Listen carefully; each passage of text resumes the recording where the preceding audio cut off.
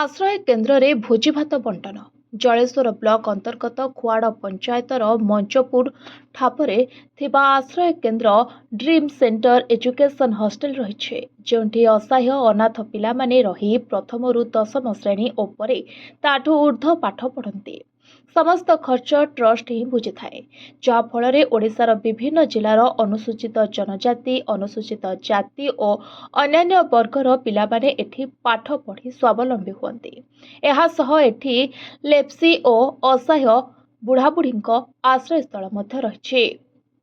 रविवार जलेश्वर ब्लॉक अंतर्गत कालिक पंचायतर कृष्णनगर नानकी हांसदा और सालोखो हांसदा चलित वर्ष दुई दंपति मात्र 4 मास व्यवधान मृत्युवरण करथिले जहांक अंत्येष्टि क्रिया भोजी तांको झीर अर्थात नातुणी माने एही आश्रय केन्द्र रे अंतेवासी को बंटन करथिले। बुढ़ाबुढ़ी वस्त्र प्रदान मध्य करथिले। एहिपरि महत काम पाई बुद्धिजीवी महल रे प्रशंसा हेउछि।